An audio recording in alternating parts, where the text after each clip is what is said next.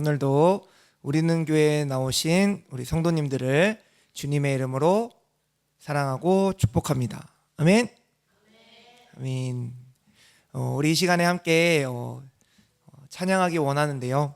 오늘 이 자리 가운데 우리에게 찾아오시는 그 성령님을 의지하는 마음으로, 그 주님 붙들고 예배하고자 하는 마음으로 우리 이 시간 함께 찬양하길 원합니다.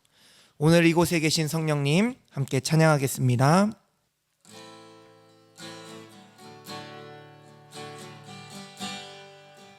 오늘 이곳에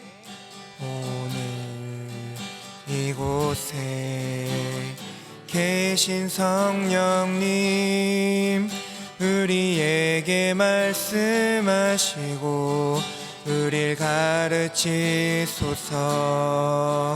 같이 우리 맘 열어주시고 주의 빛으로 밝혀 우릴 인도하소서. 주님보다 앞서지 않고 겸손하게 주님의 말씀 기다리니 주님 손에 우릴 드립니다. 사랑으로 인도하소서. 우리 한 번 더. 오늘 이곳에 계신 성령님, 우리에게 말씀하시고 우릴 가르치소서. 같이 우리 맘 열어주시고 주의 빛으로 밝혀 우릴 인도하소서. 주님보다 앞서지 않고 겸손하게 주님의 말씀 기다리니 주님 손에 우릴 드립니다. 사랑으로 인도하소서. 주님보다 앞서지 않고 겸손하게 주님의 말씀 기다리니 주님 손에 우릴 드립니다. 사랑으로 인도하소서. 우리 한 번 더 고백합시다. 주님보다 앞서지 않고 겸손하게 주님의 말씀 기다리니 주님 손에 우릴 드립니다. 사랑으로 인도하소서. 사랑으로 인도하소서. 한 번 더. 사랑으로 인도하소서. 아멘. 이 자리 가운데 계시며 우리와 함께 하시는 주님께 영광의 박수 올려드립시다. 아멘. 그 주님께서 우리의 인생을 사랑으로 인도해 나가실 줄 믿습니다. 우리 그 주님 바라보면서 함께 기쁨으로 찬양하겠습니다. 우리 박수치며 찬양하겠습니다.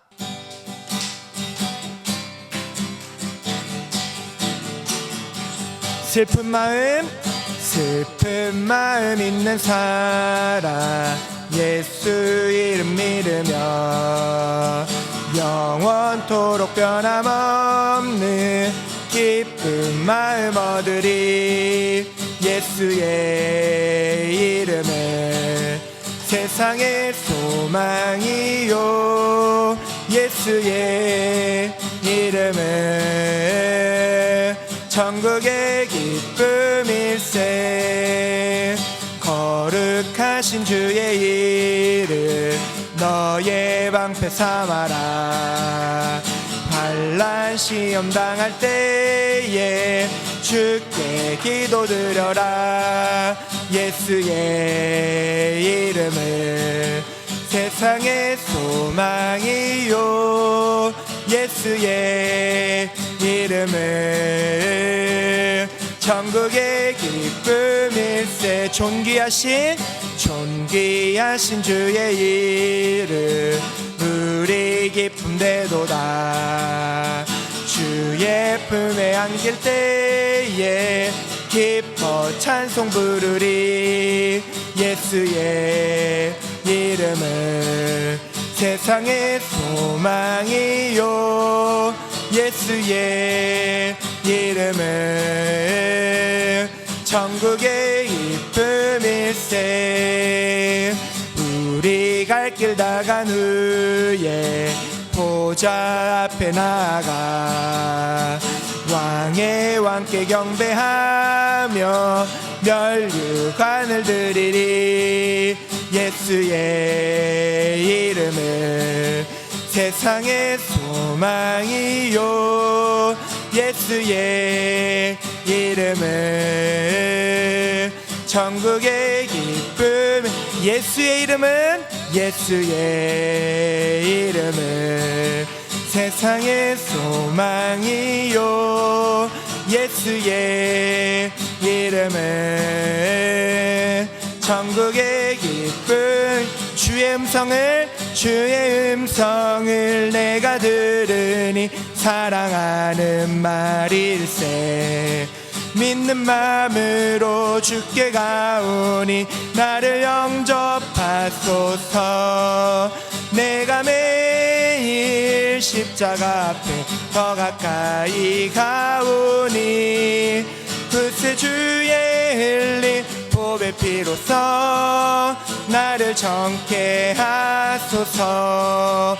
주여 넓으신 은혜 베푸사 나를 받아주시고 나의 품은 뜻 주의 뜻같이 되게 하여 주소서. 내가 매일 십자가 앞에 더 가까이 가오니 그새 주의 흘린 보배 피로써 나를 정케 하소서. 우리 구주의 넓은 사랑을 증량할 자 없으며 주가 주시는 참된 기쁨도 헤아릴 수 없도다. 아멘. 내가 매일 십자가 앞에 더 가까이 가오니 그새 주의 흘린 보배 피로써 나를 정케. 내가 매일 십자가 앞에 더 가까이 가오니 그새 주의 흘린 보배 피로써 나를 정케. 우리 한 번 더. 내가 매일 십자가 앞에 더 가까이 가오니 그새 주의 흘린 보배 피로써 나를 정케 하소서. 아멘. 우리 주님께 영광의 박수 올려드립시다.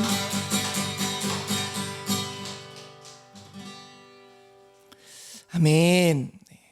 언제나 우리에게 말씀하시는 그 주님의 음성 붙잡고 나아가는 우리 모두가 되길 소망합니다.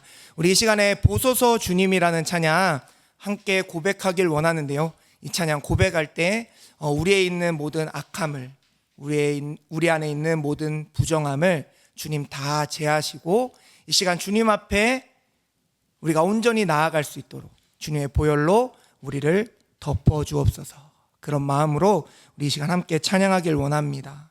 우리 보소서 주님, 우리 함께 찬양하며 더 깊은 예배의 자리로 나아가겠습니다.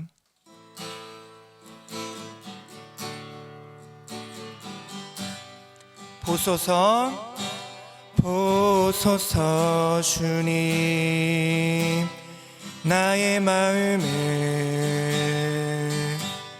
선한 것 하나 없습니다.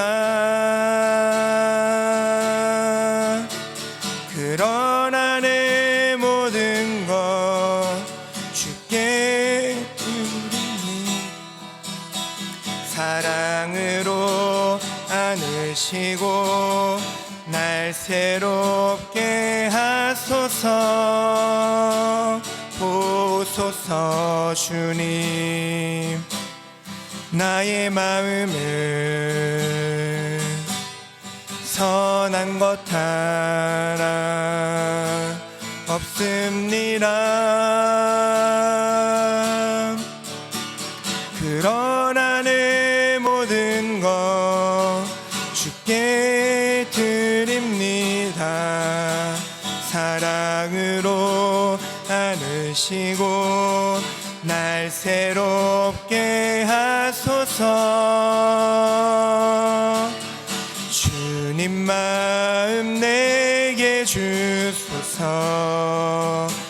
내 아버지 주님 마음 내게 주소서.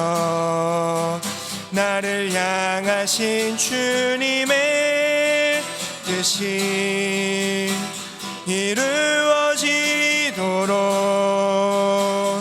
주님 마음 내게 주소서.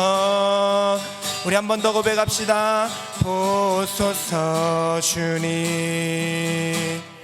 나의 마음을 선한 것 하나 없습니다. 그러나 내 모든 것 주께 드립니다.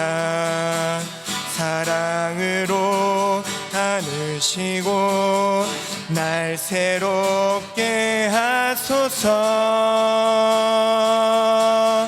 주님 마음 내게 주소서. 내 아버지 주님 마음 내게 주소서. 나를 향하신 주님의 뜻이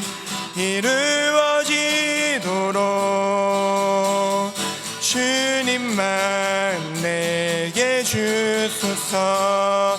주님 마음 내게 주소서. 주님 마음 내게 주소서. 내 아버지 주님 마음 내게 주소서. 나를 향하신 주님의 뜻이 이루어지도록 주님 마음 내게 주소서. 아멘. 우리 이 시간 함께 예배를 위하여 함께 통성으로 기도하며 나아갑시다.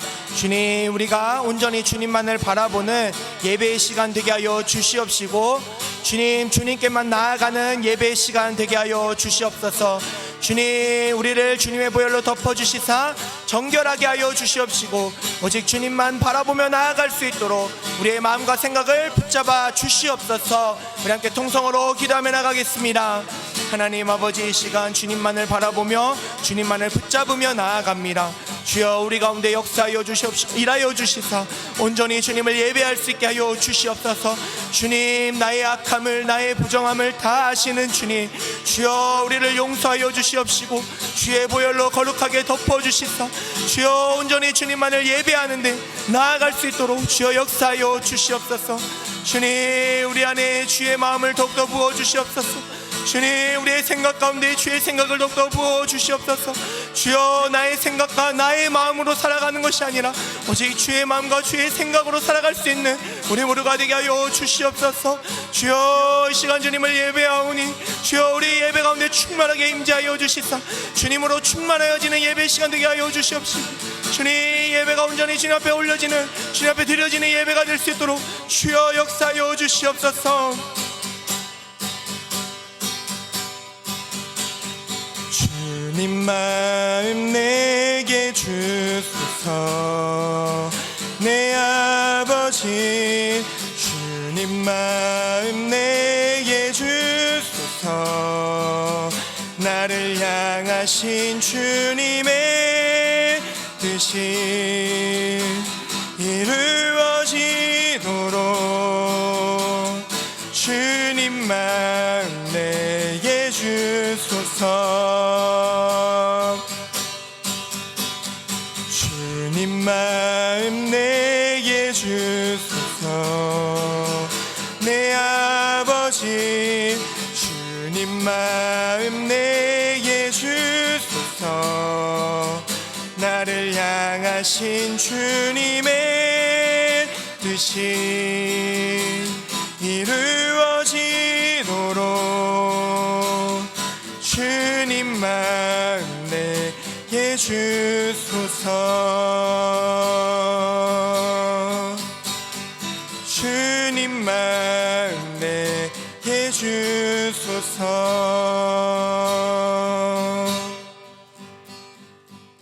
전지전능하신 주님, 거룩한 주일에 예배의 자리로 불러주심에 감사드립니다. 메말랐던 가지에 새순이 돋고 대지에 꽃이 피어나듯 오늘 예배를 통해 우리의 메마른 심령에도 주님의 은혜가 단비처럼 내려 새맘 새뜻 같은 시간 되게 하여 주시옵소서. 이 지역에 우리는 교회가 주님의 역할을 잘 감당할 수 있는 교회요, 방황하는 모든 영혼들이 올 수 있게 도와주시고 이 빈자리가 남지 않는 교회가 되게 하여 주시옵소서. 담임 목사님을 축복하여 주시고 영육간의 강건함으로 사역 감당하는데 부족함 없도록 도와주시고 목사님 가정에도 같은 은혜를 베풀어 주시어 날마다 승리하며 살아가게 하여 주시옵소서. 우리는 교회 성도님들 가정에 주님의 항상 동행하시고 기도하는 내용마다 간증이 넘치게 하여 주시옵소서. 은혜와 사랑이 감사드리며 예수님의 이름으로 기도드렸습니다. 아멘. 네, 광고 말씀 전해드립니다. 우리는 교회에 나오신 분들을 주님의 이름으로 사랑하고 축복합니다. 우리 옆 사람하고 인사 나눠볼까요? 잘 나오셨습니다.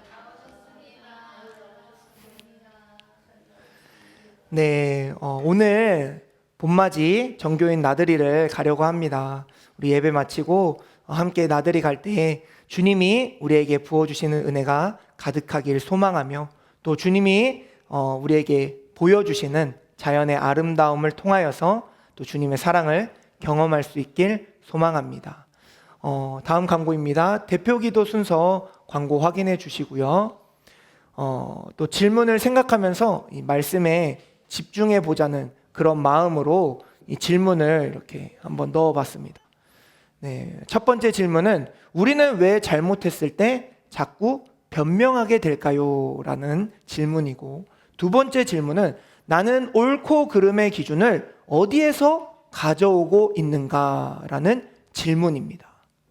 이 두 가지 질문을 생각하면서 말씀에 집중해 보는 시간 되었으면 좋겠습니다. 우리 함께 말씀 보도록 하겠습니다. 오늘 우리에게 주시는 하나님의 말씀은 로마서 2장 14절에서 15절 말씀입니다. 함께 다 읽도록 하겠습니다. 자, 시작. 율법 없는 이방인이 본성으로 율법의 일을 행할 때에는 이 사람은 율법이 없어도 자기가 자기에게 율법이 되나니 이런 이들은 그 양심이 증거가 되어 그 생각들이 서로 혹은 고발하며 혹은 변명하여 그 마음에 새긴 율법의 행위를 나타내느니라. 아멘. 오늘도 우리 말씀 듣기에 앞서서 먼저 우리의 마음을 주님께 고백하고 말씀 듣도록 하겠습니다. 우리 주님을 사랑하는 성도님들은 아멘 합시다. 아멘. 아멘. 우리는 오늘부터 이 C.S. 루이스의 순전한 기독교라는 책의 내용으로 5주간의 말씀을 이렇게 나누려고 합니다. 이 기독교의 본질, 핵심을 담고 있는 아주 귀중한 책이다라는 생각을 이렇게 해보게 되는데, 혹시 좀 마음이 동하시거나 기회가 되시면 이 순전한 기독교라는 책을 한번 읽어보시길 또 추천해 봅니다. 이 5주간의 여정을 통해서 앞서 말씀드린 것처럼 이 기독교의 본질, 기독교의 핵심에 대해서 우리가 함께 나누어 가고자 합니다. 그러면서 우리 안에 있는 믿음이 복음 안에서 더욱더 견고해지는 그런 시간이 되길 주님의 이름으로 간절히 축복합니다. 오늘 먼저 한 가지 질문을 드리면서 그 질문에 이렇게 한번 생각해 봤으면 좋겠어요. 왜 우리는 누군가를 비난할 때 이렇게 말할까요? 이렇게 말하는지 한번 생각해 보세요. 그건 아니지. 그건 불공평하잖아. 어떻게 그럴 수 있지? 이런 말들 생각해 보니까 어떠세요? 많이 하시는 것 같나요? 아마 많이 하기도 하고 많이 듣기도 하실 거예요. 저는 그건 아니지 그 말을 참 많이 듣는 것 같아요. 우리 집에 그 말 참 많이 하는 사람이 있거든요. 네, 그건 아니지. 이거 참 많이 듣는 것 같습니다. 아마 이렇게 우리가 많이 하기도 하고 많이 듣는 이 말, 어떤 분은 오늘 교회 오시는 그런 가운데서도 이렇게 말했을 수도 있어요. 아니, 저 사람은 도대체 어떻게 저렇게 운전을 하지? 저건 아니지. 이렇게 얘기했을 수도 있습니다. 그런데 우리가 이런 말을 할 때 우리가 무의식적으로 가정하고 있는 것이 하나 있어요. 그것은 바로 모든 사람이 옳고 그름을 알고 있다라고 전제하고 있는 겁니다. 생각해 보세요. 만약 옳고 그름의 기준이 없다면 그건 아니지 이런 말이 성립할 수가 없습니다. 너도 알고 나도 알고 있는데 너가 그렇게 행동하면 안 되지, 이런 뜻이 들어있잖아요. 우리가 누군가의 행동을 비난할 수 있는 것은 그 사람도 당연히 알고 있어야 할 어떤 기준이 있기 때문에 그렇게 말할 수 있는 것이죠. 가령 어떤 사람이 이 빨간색을 좋아한다라고 생각했을 때 그 사람이 빨간색을 좋아한다고 해서 우리가 화를 내지는 않습니다. 왜 그렇죠? 빨간색을 좋아하는 거는 그냥 그 사람의 기호이기 때문이에요. 이거는 기준이 아닙니다. 하지만 누군가가 거짓말을 한다. 그러면 우리는 어떻게 해요? 화를 내죠. 약속을 어긴다. 그러면 어떻게 합니까? 당연히 화를 냅니다. 왜 그렇습니까? 거짓말을 하면 안 된다라는 것과 약속은 지켜야 한다라는 것이 우리 모두가 생각하고 있는 기준이기 때문이에요. 그러면서 어떻게 생각한다고요? 나도 알고 너도 알고 있는 기준 아니냐, 그렇게 생각한다는 것이죠. 그렇다면 이런 기준은 어디에서 올까요? 우리는 어떻게 모두가 이 기준을 알고 있다고 확신할 수 있을까요? 오늘은 이 20세기 최고의 신학자라고 불렸던 이 C.S. 루이스의 이 책의 내용을 통해서 이 질문의 답을 찾아가 보고자 합니다. 사랑하는 우리는 교회 성도 여러분, 정말 놀라운 사실이 있어요. 어떤 사실이냐? 세계 어느 곳을 가더라도, 어느 시대를 살펴보더라도 문화가 달라도 기본적인 이 도덕의 기준은 비슷하다라는 거예요.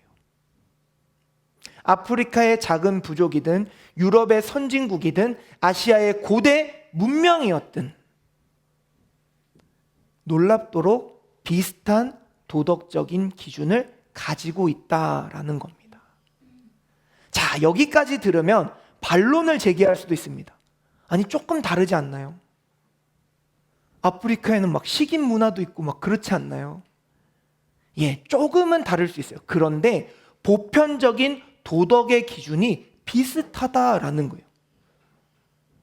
여기 살고 있는 사람이나 저 끝에 살고 있는 사람이나 이 시대에 살고 있는 사람이나 옛날 시대에 살고 있는 사람이나 공통된 비슷한 도덕적 기준을 갖고 있었다는 겁니다. 자, 생각해 보세요. 약속을 지켜야 한다. 오늘날만 그 기준이 생긴 건가요? 아닙니다. 예전부터 오래도록 지켜왔던 기준이에요. 거짓말은 나쁘다. 마찬가지죠. 배신은 잘못이다. 이것도 동일합니다.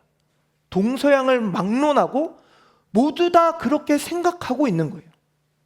배신하는 사람을 좋아한다? 그런 문화와 그런 시대가 있었을까요? 없었을 겁니다. 약한 자를 도와야 한다.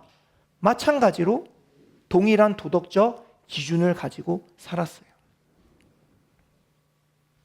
물론 문화마다 아까 말씀드린 것처럼 차이가 있을 수는 있겠죠. 어떤 나라에서는 일부 다처제를 허용하기도 하고 어떤 나라에서는 일부 일처제를 고수하기도 합니다. 하지만 결혼이라는 약속을 마음대로 깨도 된다라는 것을 가르치고 그걸 도덕적 기준으로 삼고 있는 나라는 없다라는 거예요. 형식은 달라도 신의는 지켜야 한다라는 원칙이 동일하다는 겁니다. 정말 놀랍지 않나요? 이 넓은 지구에서 수천 년의 역사 속에서 인간은 놀랍도록 유사한 도덕적인 기준을 갖고 있다라는 거예요.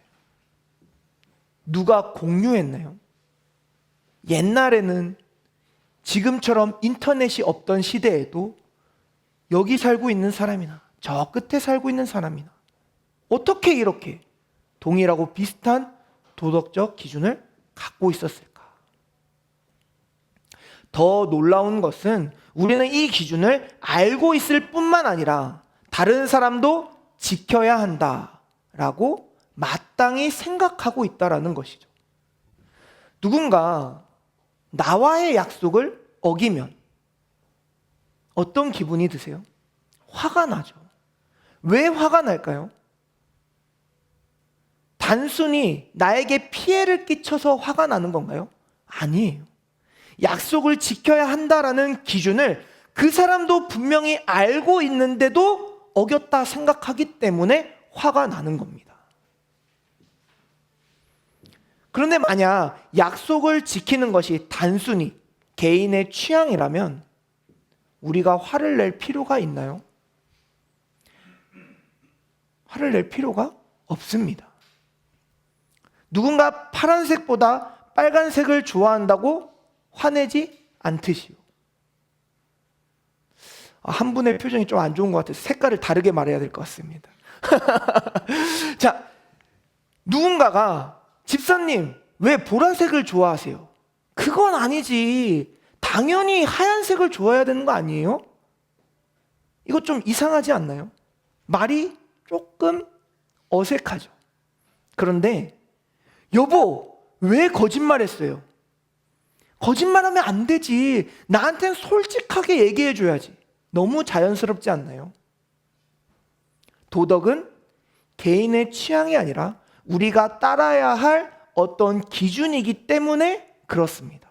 우리는 모두 이것을 알고 있고 남들도 알고 있을 거라고 전제합니다.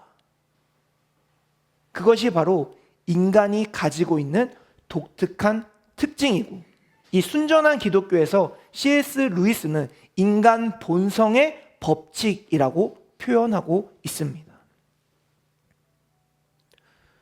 이 우주 만물은 자연 법칙을 따라서 흘러갑니다. 봄, 여름, 가을, 겨울이 지나가고 또 동물들은 자연 법칙 가운데 살아가면서 어떤 꺼리낌 없이 그들의 욕구대로 살아가죠. 그런데 인간들은 독특한 본성의 법칙이 있다라는 거예요. 앞서 말씀드린 도덕 기준을 가지고 있는 거죠. 그런데 이런 독특한 특징에서 인간 본성의 법칙으로 인해 인간의 비극이 시작됩니다.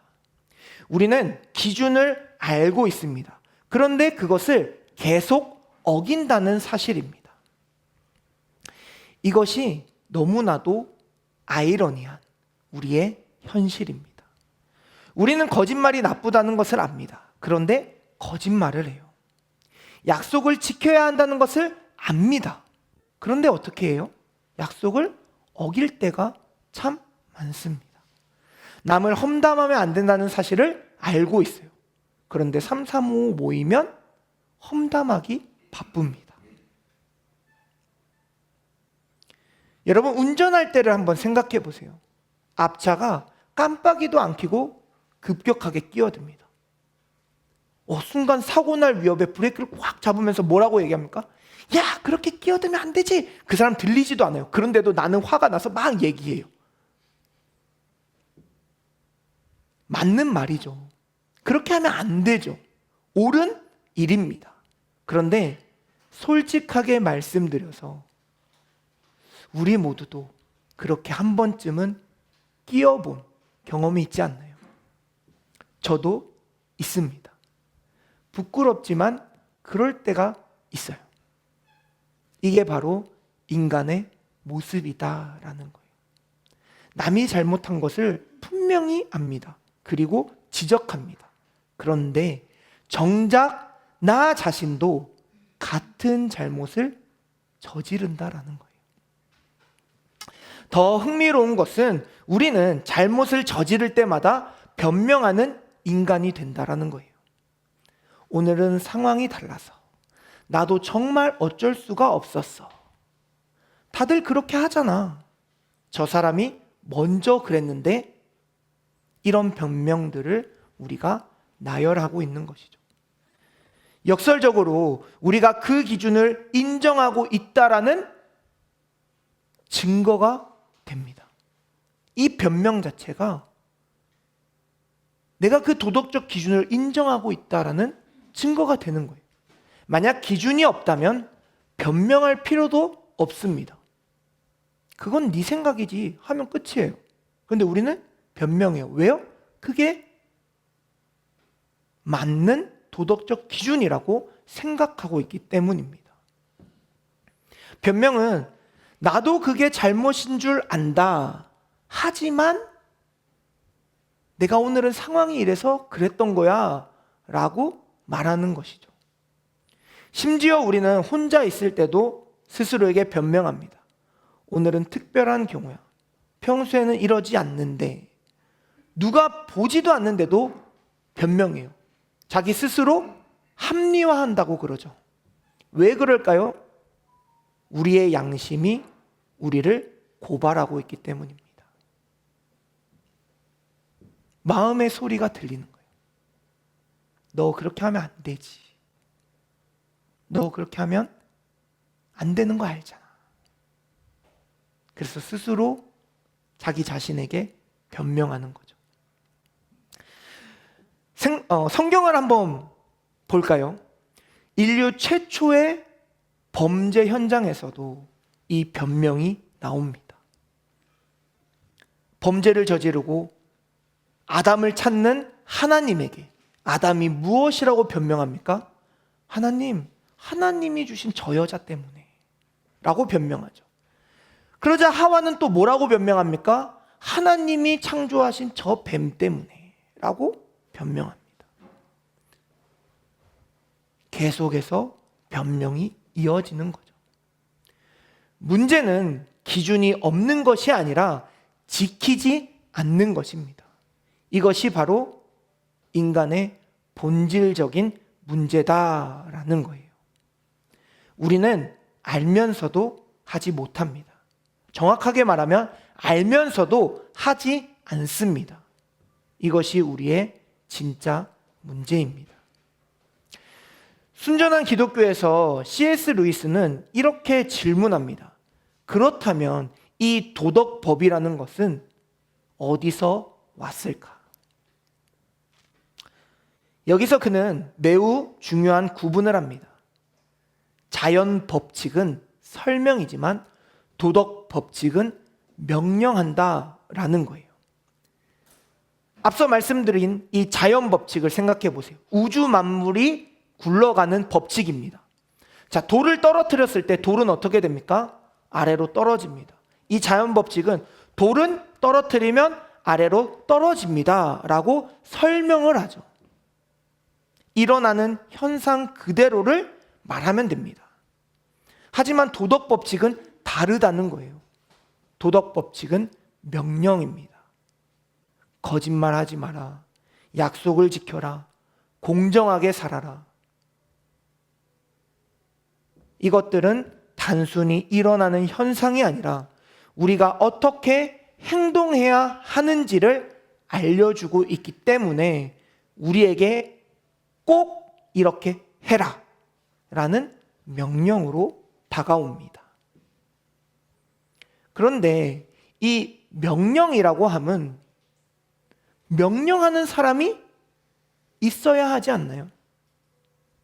내가 나에게 명령할 수는 없잖아요. 또 내가 나에게 명령한다면 내가 원치 않는 일을 굳이 나에게 명령할 필요가 없는 거예요. 하지만 우리의 양심은 종종 내가 원하는 것과 정반대를 명령하죠. 생각해 보세요. 새벽에 이불 속이 참 따뜻합니다. 근데 나는 이른 시간에 약속이 잡혀 있어요. 그 따뜻한 이불을 박차고 벗어나서 이 이불 속을 벗어나야 약속을 지킬 수가 있습니다. 그런데 우리의 마음은 어떻습니까? 조금 더 누워있고 싶고 조금 더 자고 싶고. 그렇죠. 그때 양심이 우리에게 말하는 거예요. 일어나야지. 약속했잖아. 너 지금 일어나야 돼. 라고 명령합니다. 내가 원하는 것과 양심이 다른 명령을 하고 있는 거예요. 그렇다면 이 명령은 나에게서 나오는 것이 아닙니다. 또 이렇게 생각할 수도 있어요. 아니, 목사님, 우리가 사회적으로 어릴 때부터 교육을 받고 자랐기 때문에 여기에 대한 도덕적 기준을 배움으로 알고 있는 것 아닌가요? 이렇게 생각할 수도 있습니다. 지금 이야기하는 이런 내용들은 사회적 규칙 아닌가요? 라고 반론할 수도 있어요. 그런데 그것도 아니다라는 겁니다. 왜냐하면 때때로 사회 전체가 잘못된 길로 가고 있을 때도 있기 때문에 그렇습니다. 나치 독일 그 시대를 생각해 보세요. 사회 전체가 그 나치가 옳다라고 생각하는 분위기에 있었습니다. 그런데 몇몇 양심 있는 사람들이 들고 일어나서 뭐라고 얘기합니까? 그건 잘못됐다라고 이야기했죠. 그들의 양심은 사회 전체와 반대로 말했습니다. 이건 잘못됐다. 사람을 이렇게 대해서는 안 된다. 분명한 양심의 목소리를 내었습니다. 만약 도덕이 단순히 사회적인 합의이고 사회에서 가르쳐주는 규칙과 규범이라면 사회 전체가 동의할 때 그것에 반대할 수 있는 근거가 없어야 합니다. 하지만 우리는 다수가 동의해도 잘못된 것을 잘못됐다라고 말할 수 있습니다. 그렇기 때문에 도덕의 기준은 단순히 사회에서 정해놓은 규칙, 규범이 아니다라는 거예요.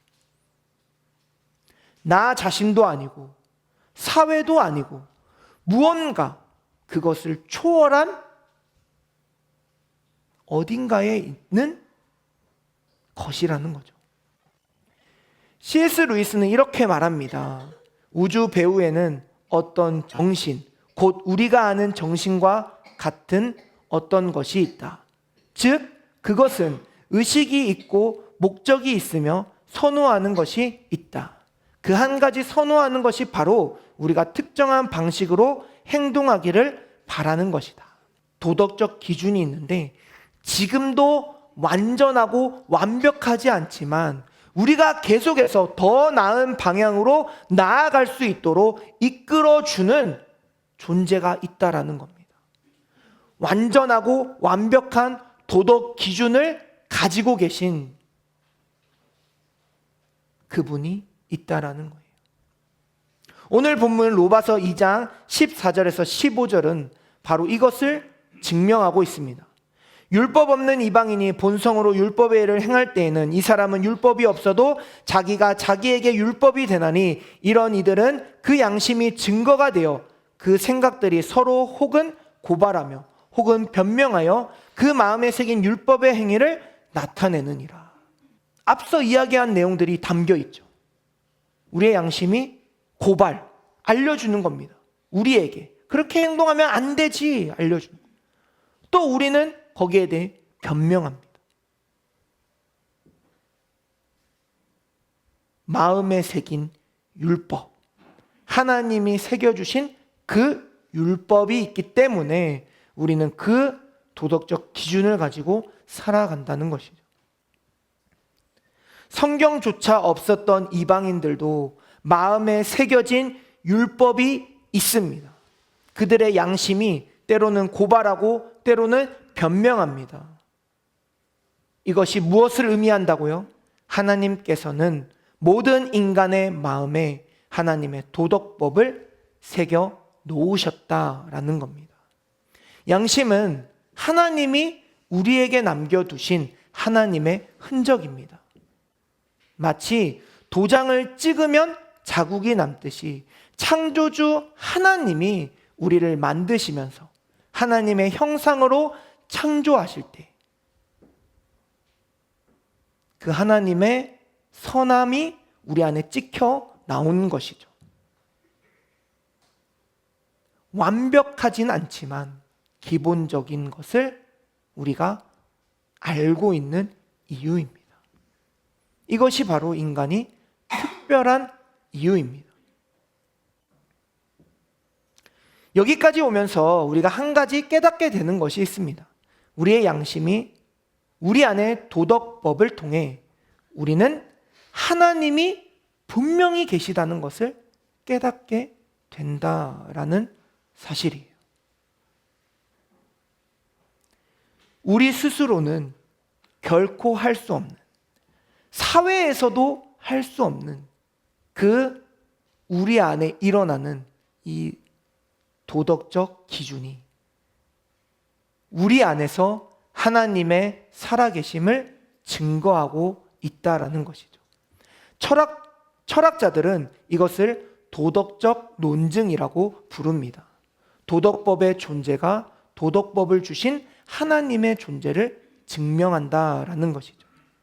그런데 더 중요한 질문이 남았습니다.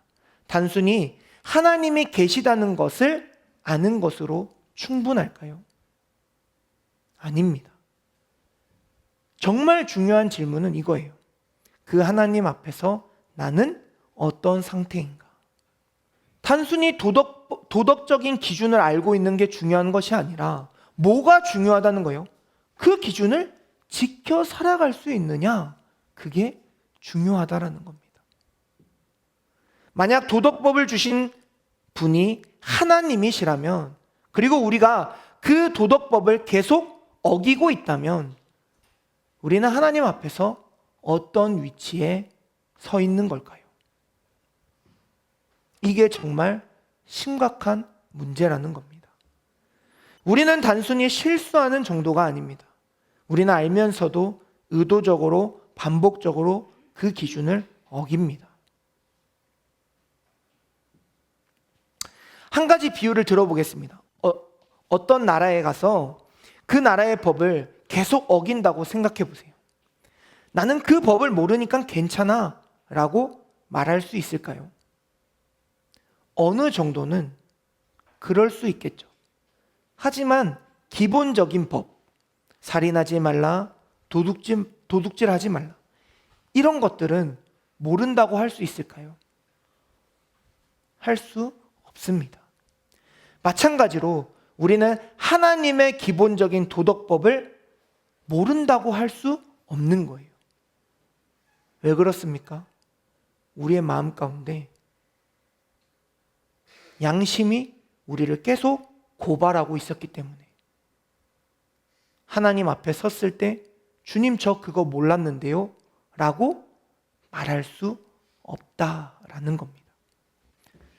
더 큰 문제는 우리가 단지 모르는 것이 아니라 알면서도 거역한다라는 겁니다.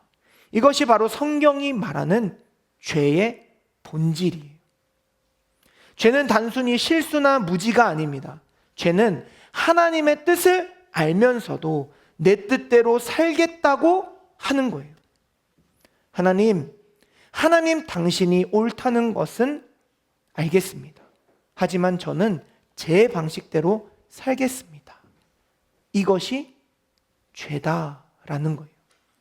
우리가 기준을 알고도 지키지 못하는 존재, 아니 지키지 않는 존재라면 우리는 죄의 늪에 빠져 있는 상태라는 겁니다. 이것이 우리의 실상입니다. 우리는 해야 하는 것을 알고 있으면서도 하지 않고, 하지 말아야 된다는 것을 알고 있으면서도 하고 있고, 그러면서 끊임없이 변명합니다. 많은 사람들이 착각합니다. 나는 그래도 괜찮은 사람이야. 조금 더 노력하면 돼.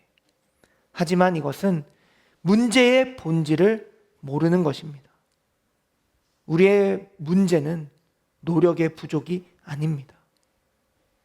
우리의 문제는 본성 자체가 하나님을 거역하는 쪽으로 기울여져 있기 때문에 문제라는 겁니다.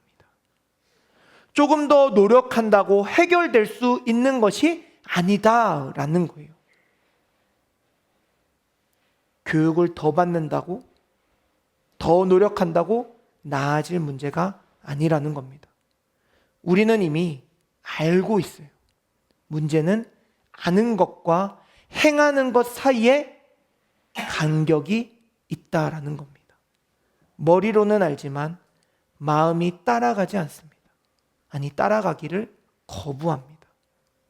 환경이 바뀐다고 문제가 없어지나요? 부자가 된다고 더 선한 사람이 됩니까? 가난한 사람이 더 의로운 사람이 됩니까? 아닙니다. 부자는 부자대로, 가난한 사람은 가난한 사람대로 죄를 짓는 거예요. 형태만 다를 뿐입니다. 우리는 근본적으로 하나님과의 관계가 깨어진 존재입니다. 마치 전선이 끊어진 전등처럼 우리는 우리의 근원이신 하나님과 단절되어 있습니다. 그래서 우리에게는 다시 연결되는 것이 필요합니다. 그것이 하나님이 우리에게 주신 예수 그리스도를 통한 구원입니다. 사랑하는 우리는 교회 성도 여러분, 이제 우리는 결단해야 합니다. 오늘 말씀이 우리에게 던지는 질문이 있습니다. 나는 옳고 그름을 기준 없이 살고 있는가? 아니면 알고도 외면하고 있는가? 첫 번째 질문에 예라고 대답하는 분이 계신가요? 나는 정말 옳고 그름의 기준이 없다라고 생각한다. 그렇게 대답하실 분이 계실까요? 아마 없을 겁니다.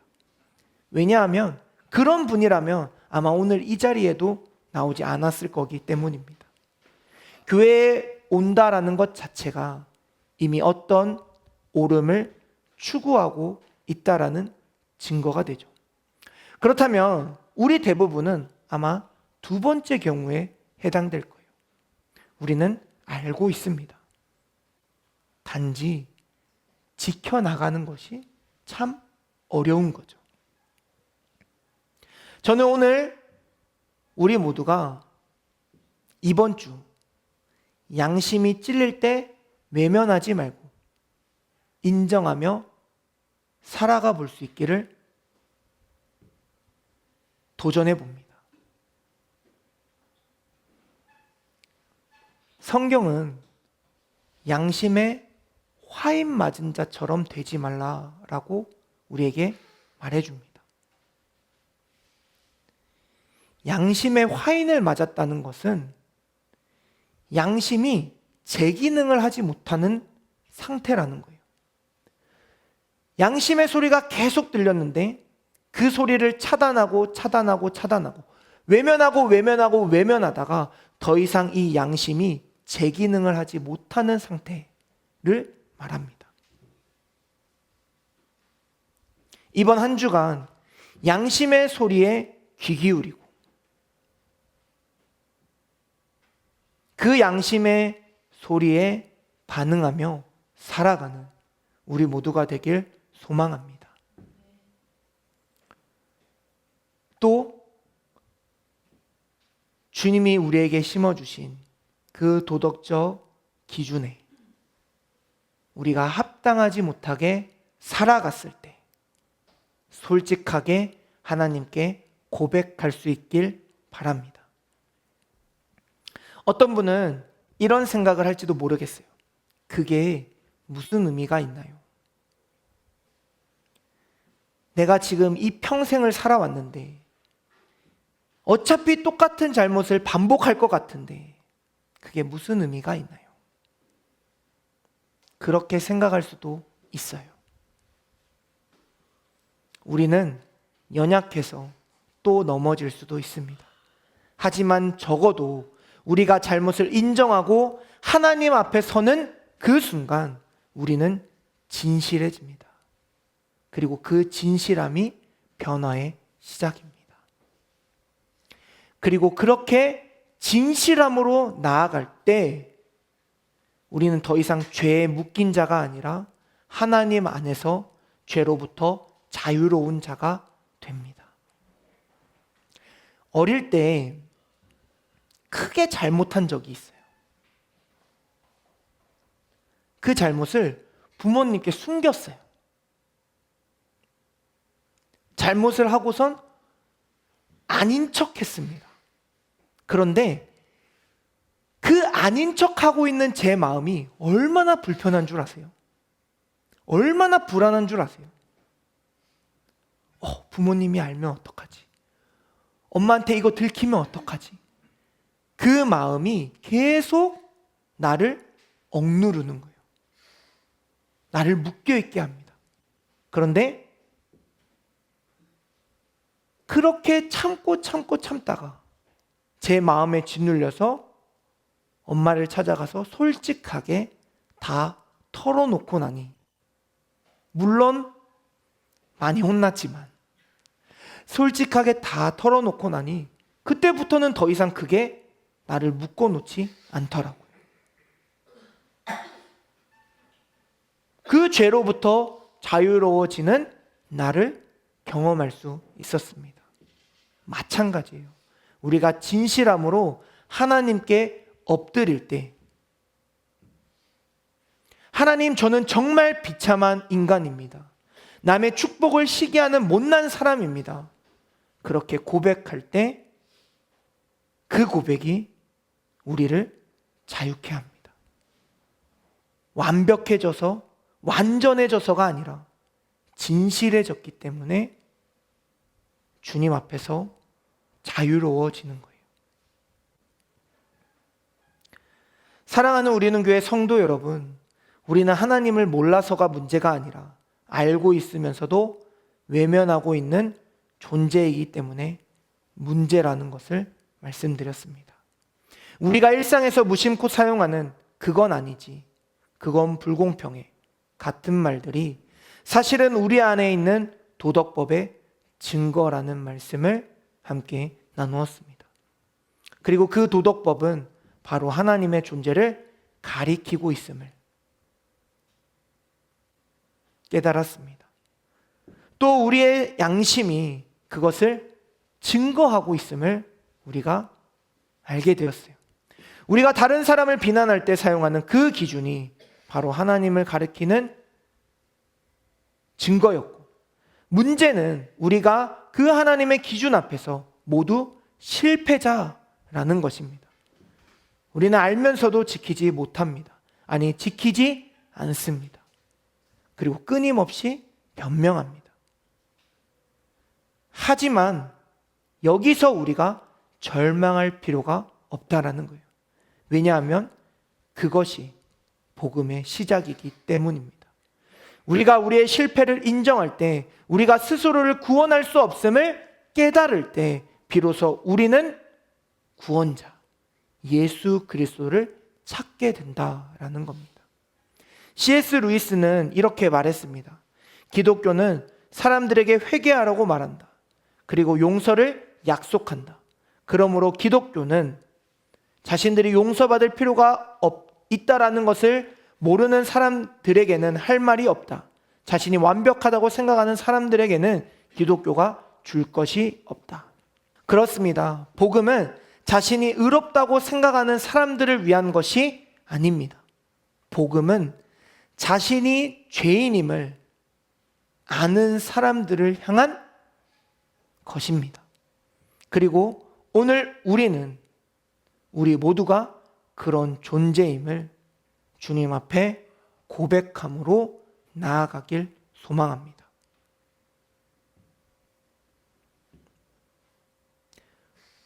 오늘 이 말씀을 우리가 한 주간 품고 살아갈 수 있길 바랍니다. 양심이 내 마음을 찌를 때 그것을 무시하지 말고, 변명하지 말고 하나님 앞에서 진실되게 나아갈 수 있길 바랍니다. 우리 모두는 길을 잃은 양들입니다. 하지만 선한 목자가 우리를 찾고 계십니다. 주님이 말씀하셨죠. 내 양들은 내 음성을 듣나니. 선한 목자이신 주님의 음성이 우리 안에 들려질 때 그 음성을 듣고 그 음성대로 살아갈 수 있는 우리 모두가 되길 소망합니다. 혹여나 그 음성대로 살지 못했을지라도 주님 앞에 솔직하게 나아가 진실되이 고백할 수 있는 우리 모두가 되길 주님의 이름으로 간절히 축복합니다. 이 시간 함께 찬양하며 결단하고 봉헌하는 시간 갖도록 하겠습니다. 우리 앞서 불렀던 찬양인데요, 보소서 주님, 우리 함께 찬양하겠습니다. 선한 마음 없는 우리의 마음 가운데 주님의 선한 마음을 부어주시고 주님이 주시는 그 선한 마음을 온전히 따라 살아갈 수 있는 우리 모두가 되길 소망하고 그렇게 결단하는 마음으로 우리 함께 찬양하겠습니다.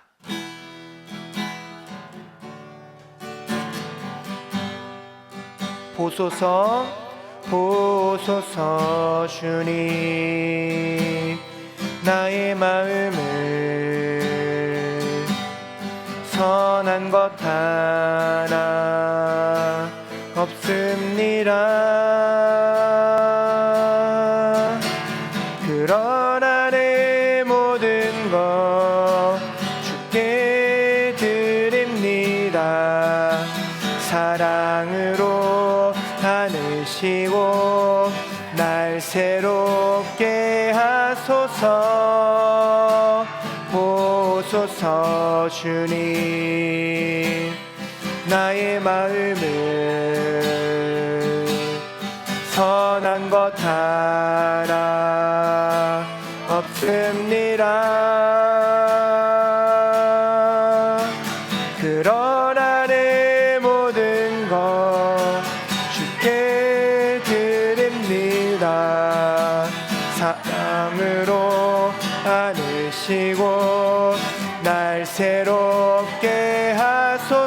우리 다시 한번 보소서 보소서 주님 나의 마음을 선한 것 하나 없습니다. 그러나 내 모든 것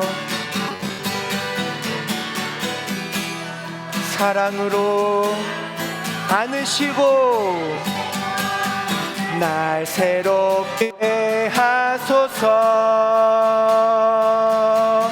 주님 마음 내게 주소서. 내 아버지 주님 마음 내게 주소서. 나를 향하신 주님의 뜻이 이루어지도록 주님 마음 내게 주소서. 주님 마음 내게 주소서. 내 아버지 주님 마음 내게 주소서. 나를 향하신 주님의 뜻이 이루어지도록 주님 마음 내게 주소서. 주님 마음 내게 주소서.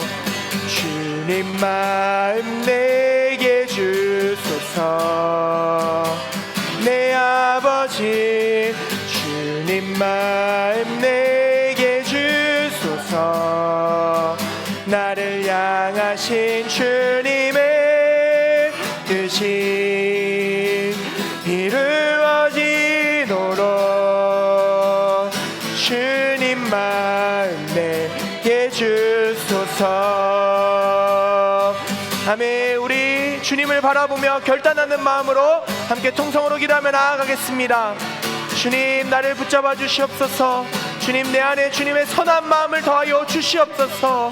주님 내 마음을 아시는 주님, 나의 생각을 아시는 주님, 이 시간 주님 앞에 나아갑니다. 너무나 부끄럽고 너무나 연약한 나의 모습에 주님 앞에 나아가는 것이 너무나 어렵지만 그럼에도 이 시간 주님 앞에 다시금 나아갑니다. 주여 주님의 마음을 부어주시옵소서. 주여 나의 악한 마음, 나의 죄악된 마음, 주님 나의 부정한 마음, 부패한 마음을 주여 제하여 주시고 주님의 선한 마음을 부어주시소. 다시금 주님 앞에 나아가 주님을 위해 살아갈 수 있는 귀하고 복된 존재가 될 수 있도록 주여 역사하여 주시옵소서. 예수 그리스도 나를 위하여 십자가에 못 박히심을 이 시간 내가 고백하며 주님 그 십자가 붙잡고 나아가오니 주여 이 시간 나를 더하여 주시옵시고 나에게 은혜를 더하여 주시소. 오직 주님 바라보며 나아갈 수 있도록 주여 역사하여 주시옵소서. 주님을 바라보며 나아갑니다. 주여 이 시간 주님 앞에 결단함으로 나아갑니다. 주님 나에게 주신 그 마음의 그 양심의 소리가 주님의 선한 목자의 그 음성이 주님 정말 세미하게 들려지게 하여 주시옵시고 너무나 선명하게 들려지게 하여 주시옵소서. 주여 외면하고 살았던 저를 용서하여 주시옵소서. 주님의 음성을 외면하며 살았던 주여 나를 용서하여 주시옵소서. 주님 주님의 음성에 귀 기울이며 살아가게 하여 주시옵시고 주여 주님 앞에 진실되이 나아가 주님 앞에 솔직하게 고백하며 주님 안에서 참 자유를 누리며 살아갈 수 있는 나의 모습이 될 수 있도록 주여 역사하여 주시옵소서. 주님 마음 내게 주소서. 내 아버지 주님 마음 내게 주소서. 나를 향하신 주님의 뜻이 이루어지도록 주님 마음 내게 주소서. 주님 마음 내게 주소서. 내 아버지 주님 마음 내게 주소서. 나를 향하신 주님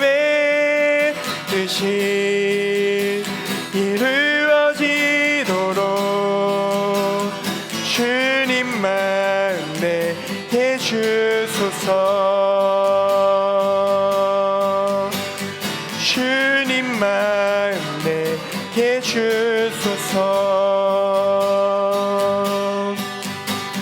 주님 마음 내게 주소서.